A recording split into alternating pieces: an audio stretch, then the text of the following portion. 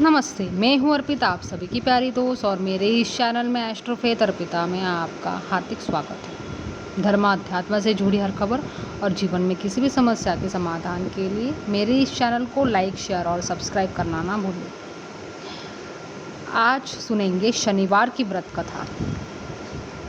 नीलांजन समाभासम रविपुत्रम यमाक्रजम छाया मार्तंड संभूतम तम नमामि शनैश्चरम। एक समय सूर्य, चंद्रमा, मंगल, बुध, बृहस्पति, शुक्र, शनि, राहु और केतु इन नवग्रहों में विवाद हो गया कि हम में सबसे बड़ा कौन है। जब आपस में कोई निश्चय न हो सका तो सब देवराज इंद्र के पास गए और कहने लगे कि आप सब देवताओं के राजा हैं, इसलिए आप हमारा न्याय करके बताएं कि हम नवग्रहों में सबसे बड़ा कौन है। राजा इंद्र इनका प्रश्न सुनकर घबरा गए। कहने लगे कि मुझ में सामर्थ्य नहीं है जो किसी को बड़ा या छोटा बताऊं। मैं अपने मुख से कुछ नहीं कह सकता। हाँ, एक उपाय तो हो सकता है। इस समय पृथ्वी पर राजा विक्रमादित्य बहुत बड़ा न्याय करता है, अतः आप सब जाकर उनसे फैसला करो।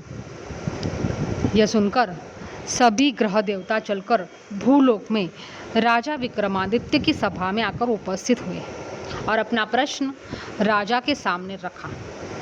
राजा उनकी बात सुनकर बड़ी चिंता में पड़ गए कि मैं अपने मुख से किसी को बड़ा और किसी को छोटा बताऊं तो किसी को गुस्सा तो नहीं आएगा।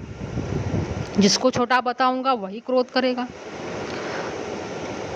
परंतु उनका झगड़ा निपटाने के लिए राजा ने एक उपाय सोच लिया और उसने सोना, चांदी, कांसा, पीतल, शीशा, रांगा, जस्त, अभ्रक और लोहा इन धातुओं के 9 आसन बनवाए। सब आसनों को क्रम से, जैसे सोना सबसे पहला और लोहा सबसे पीछे बिछाए। इसके पश्चात राजा ने सब ग्रहों से कहा कि आप सब अपने अपने आसनों पर बैठ जाएं। जिसका आसन सबसे आगे वह सबसे बड़ा और जिसका आसन सबसे पीछे वह सबसे छोटा जाना जाएगा। क्योंकि लोहा सबसे पीछे था और वह शनिदेव का आसन था, इसीलिए शनिदेव ने समझ लिया कि राजा ने मुझे सबसे छोटा बना दिया है।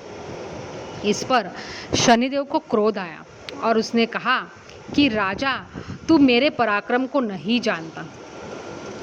सूर्य एक राशि पर 1 महीना, चंद्रमा 2.25 दिन, मंगल 1.5 महीना, बृहस्पति 13 महीना, बुध और शुक्र 1 महीना, राहु और केतु दोनों उल्टे चलते हुए केवल 18 महीने रहते हैं। परंतु मैं एक राशि पर 2.5 और 7.5 साल तक रहता हूँ। बड़े बड़े देवताओं को भी मैंने भीषण दुख दिया है। श्री राम जी को 7.5 आई तो वनवास हो गया और रावण को 7.5 आई तो राम और लक्ष्मण ने सेना लेकर लंका पर चढ़ाई कर दी। रावण के कुल का नाश हो गया। हे राजा, अब तुम सावधान रहना। राजा कहने लगा, जो भाग्य में होगा देखा जाएगा। उसके बाद अन्य ग्रह तो प्रसन्नता के साथ चले गए, परंतु शनिदेव बड़े क्रोध के साथ वहां से सिधारे। कुछ काल व्यतीत होने पर जब राजा को 7.5 की दशा आई तो शनिदेव घोड़ों का सौदागर बनकर अनेक सुंदर घोड़ों से राजा की राजधानी में आए। जब राजा ने सौदागर के आने की खबर सुनी तो अपने अश्वपाल को अच्छे अच्छे घोड़े खरीदने की आज्ञा दी। अश्वपाल ऐसे अच्छे नस्ल के घोड़े देखकर और उनका मूल्य सुनकर चकित हो गया और तुरंत राजा को खबर कर दी। राजा उन घोड़ों को देखकर एक अच्छा सा घोड़ा चुनकर उस पर सवारी के लिए चढ़ा। राजा के पीठ पर चढ़ते ही घोड़ा जोर से भागा। घोड़ा बहुत दूर तक बड़े जंगल में जाकर राजा को छोड़कर अंतर्धान हो गया। इसके बाद राजा अकेला जंगल में भटकता रहा। परंतु बहुत देर के पश्चात राजा ने भूख और प्यास से दुखी होकर भटकते भटकते एक ग्वाले को देखा। ग्वाले ने राजा को प्यास से व्याकुल देखकर पानी पिलाया। राजा की उंगली में एक अंगूठी थी, वह उसने निकालकर प्रसन्नता के साथ वाले को दे दी और शहर की ओर चल दिया। राजा शहर में पहुंचकर एक सेठ की दुकान पर जाकर बैठ गया और अपने आप को उज्जैन का रहने वाला तथा अपना नाम विका बतलाया। सेठ ने उसको कुलीन मनुष्य समझकर जल आदि पिलाया। भाग्यवश उस दिन सेठ की दुकान पर बिक्री बहुत अधिक हुई। तब सेठ उसको भाग्यवान पुरुष समझकर भोजन कराने के लिए अपने साथ ले गया। भोजन करते समय राजा ने एक आश्चर्य की बात देखी कि खूंटी पर हार लटक रहा है और वह खूंटी उस हार को निगल रही है। सेठ को कमरे में हार न मिला तो सबने यही निश्चय किया कि सिवाय भिका के और कोई इस कमरे में नहीं आया, अतः अवश्य ही उसी ने हार चोरी किया है। 5-7 आदमी इकट्ठे होकर उसको फौजदार के पास ले गए। फौजदार ने उसको राजा के सामने उपस्थित कर दिया और कहा कि आदमी तो भला प्रतीत होता है, चोर नहीं लगता है, परंतु सेठ का कहना है कि इसके सिवाय और कोई घर में आया ही नहीं, अवश्य ही इसी ने चोरी की है। तब राजा ने आज्ञा दी कि इसके हाथ पैर काटकर चौरंगिया किया जाए। राजा की आज्ञा का तुरंत पालन किया गया और विका के हाथ पैर काट दिए गए। कुछ काल व्यतीत होने पर एक तेली उसको अपने घर ले गया। विका कोल्लू पर बैठा हुआ अपनी जुबान से बैल हाँकता रहता। कुछ वर्षों में शनि की दशा समाप्त हो गई। एक रात को वह वर्षा ऋतु के समय मल्हार राग गाने लगा। उसका गाना सुनकर उस शहर के राजा की कन्या उस पर मोहित हो गई और दासी को खबर लाने के लिए भेजा कि शहर में कौन गा रहा है।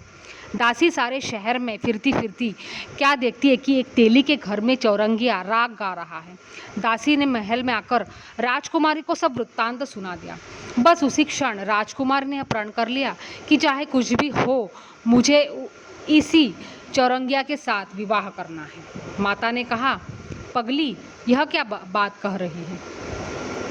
तुझको तो किसी भी देश के बड़े राजा के साथ शादी का न्योता मिलेगा। कन्या कहने लगी कि माताजी, मैं अपना प्रण ले चुकी हूँ और वह कभी नहीं तोड़ूंगी। माता ने चिंतित होकर यह बात राजा को बताई। जब महाराज ने भी यह समझाया कि मैं अभी देश देशांतर में अपने दूत भेजकर सुयोग्य रूपवान एवं बड़े से बड़े गुणी राजकुमार के साथ तुम्हारा विवाह कर दूंगा, ऐसी बात तुमको कभी सोचनी नहीं चाहिए। कन्या ने कहा, पिताजी, मैं अपने प्राण त्याग दूंगी, परंतु दूसरे से विवाह कदापि नहीं करूंगी। इतना सुनकर राजा ने क्रोध से कहा, यदि तेरे भाग्य में ऐसा ही लिखा है तो जैसी तेरी इच्छा हो वैसा ही कर। राजा ने तेली को बुलाकर कहा कि तेरे घर में जो चौरंगिया है उसके साथ मैं अपनी कन्या का विवाह करना चाहता हूँ। अपने घर जाकर विवाह की तैयारी करो। राजा ने उसी समय राजकुमारी का विवाह चौरंगिया विक्रमादित्य के साथ कर दिया। रात्रि को शनिदेव ने विक्रमादित्य को स्वप्न में आकर कहा, राजा देखो, मुझको छोटा बतलाकर तुमने बहुत दुख उठाए। राजा विक्रमादित्य ने क्षमा मांगी। शनिदेव ने प्रसन्न होकर विक्रमादित्य को तुरंत हाथ पैर वापस दे दिए। तब राजा ने कहा, महाराज, मेरी एक प्रार्थना स्वीकार करें कि जैसा दुख आपने मुझे दिया है ऐसा और किसी को न दे। शनिदेव ने कहा, तुम्हारी यह प्रार्थना स्वीकार है।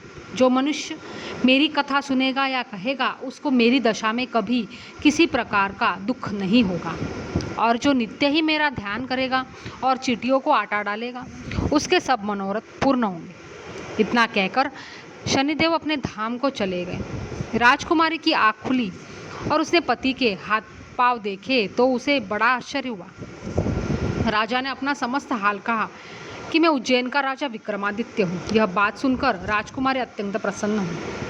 प्रातःकाल राजकुमारी से उसकी सखियों ने पूछा तो उसने अपने पति का समस्त वृत्तांत कह सुनाया। सबने प्रसन्नता प्रकट की और कहा कि ईश्वर ने आपकी मनोकामना पूर्ण कर दी। जब उस सेठ ने यह सुनी तो वह सेठ विक्रमादित्य के पास आया और उसके पैरों में गिरकर क्षमा मांगने लगा कि आप पर मैंने तो चोरी का दोष लगाया, अतः आप मुझको जो चाहे दंड दे। राजा ने कहा, मुझ पर शनिदेव का कोप था, इसी कारण यह सब दुख मुझको प्राप्त हुआ। इसमें तुम्हारा कोई दोष नहीं। तुम अपने घर जाकर अपना कार्य करो। सेठ बोला कि मुझे तभी शांति होगी जब आप मेरे घर चलकर प्रीतिपूर्वक भोजन करेंगे। राजा ने कहा, जैसी आपकी मर्जी वैसा ही करेंगे।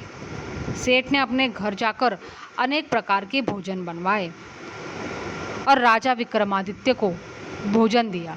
जिस समय वो भोजन कर रहे थे, एक अत्यंत आश्चर्य की बात सबको दिखाई दी। जो खूंटी पहले हार निगल गई थी, वह अब हार उगल रही है। जब भोजन समाप्त हो गया तो सेठ ने हाथ जोड़कर बहुत सी मोहरें राजा को भेंट की और कहा कि मेरी श्री कवरी नामक एक कन्या है, उसका पाणी ग्रहण आप करेंगे। इसके बाद सेठ ने अपनी कन्या का विवाह राजा के साथ कर दिया और बहुत सा दान और दहेज आदि भी दिया।